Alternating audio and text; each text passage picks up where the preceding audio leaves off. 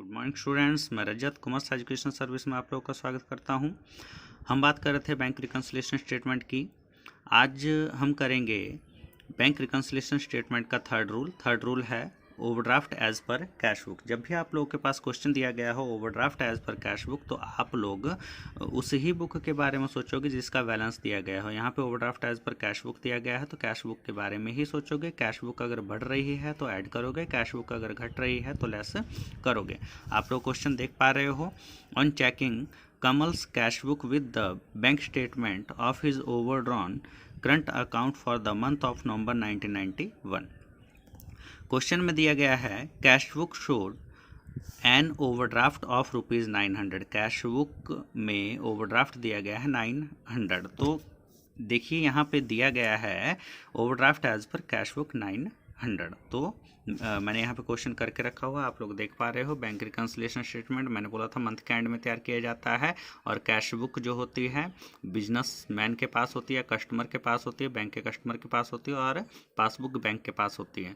तो यहाँ पे आप लोग देख पा रहे हो overdraft as per cash book मैंने अमाउंट के कॉलम में लिख लिया है। अब जैसा कि मैंने बताया है कि इसको दो पार्ट में डिवाइड करना है, एक में ऐड एक में लेस। तो क्या चीज़ें इसमें ऐड होगी, क्या चीज़ें इसमें लेस होगी, आइए देखते हैं। देखिए बी में बोल रहा है the payment side of the cash book has been undercast by ₹30। देखिए कैश बुक की पेमेंट साइड मतलब एक्सपेंडिचर साइड, खर्चा।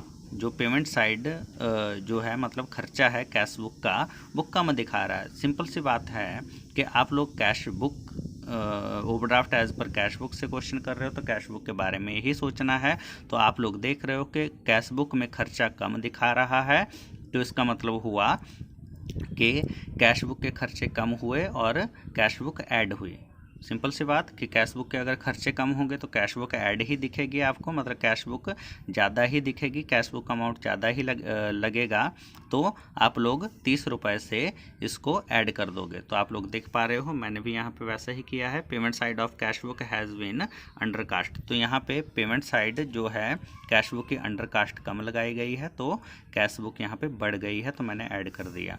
नेक्स्ट है dividends of the amount of ₹500 has been paid direct into the bank.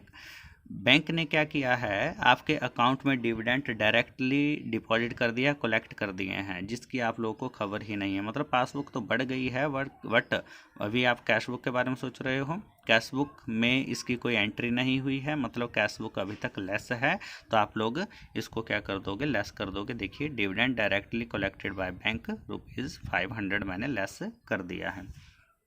Next check करते हैं।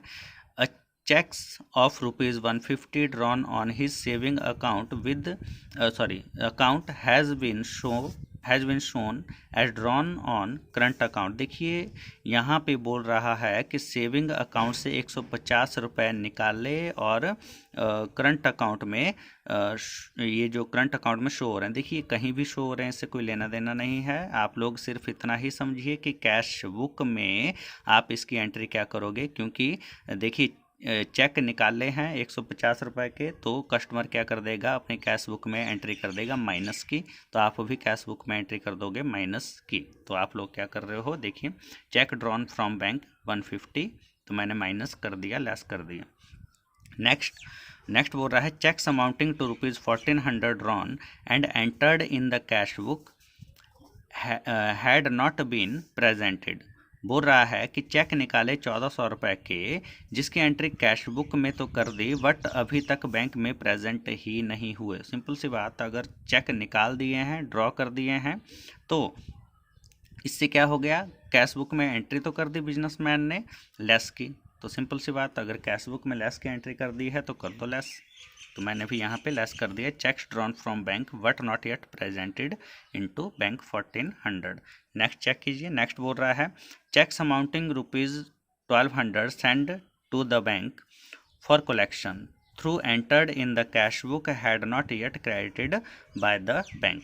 Check bank में deposit करवाए ₹1200 के, पर बैंक ने अभी तक उनको कलेक्ट नहीं किया है, क्रेडिट नहीं किया है। तो चेक तो डिपॉजिट करवा दिया, बिजनेसमैन ने ही किया है। बिजनेसमैन के पास कैश बुक होती है, तो बिजनेसमैन ने कैश बुक में ऐड की एंट्री कर दी है, तो आप लोग कैश बुक में ऐड की एंट्री कर दोगे। देखिए, checks deposited into bank but not yet credited, तो मैंने ऐड कर दिया है 1200।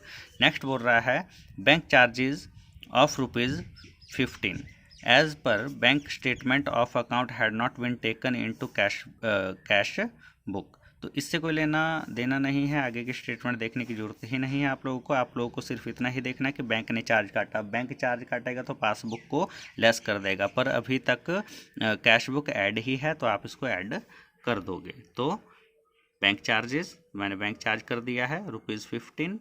तो अब क्या करना है, आप लोगों ने जो भी ऐड है उनको ऐड करके अमाउंट के कॉलम में लिख लेना है, और जो भी ओवरड्राफ्ट का बैलेंस होगा उसको ऐड करके आप लोग अमाउंट के कॉलम में टोटल लिख लोगे। उसके बाद जो भी आप लोगों के पास लेस की आइटमें हैं तो उन सबको ऐड करके अमाउंट के कॉलम में लिखना है। और यहाँ पे देखिए, आप लोग को ऐड से लेस करना है, तो जो भी आप लोगों के पास बचेगा वो 95 आया, ये आया ओवरड्राफ्ट एज पर पासबुक। जैसा कि मैंने पहले ही बताया था कि जब भी आप लोग overdraft as per cash book से क्वेश्चन करोगे तो ओवरड्राफ्ट एज पर पासबुक पे आप लोग आओगे। इसका मतलब हुआ debit balance as per passbook. देखिए, इसका मतलब हुआ credit balance as per cash book, इसका मतलब हुआ debit balance as per passbook. तो आज का टॉपिक ख़त्म हुआ, मिलते हैं कल नए टॉपिक के साथ। धन्यवाद।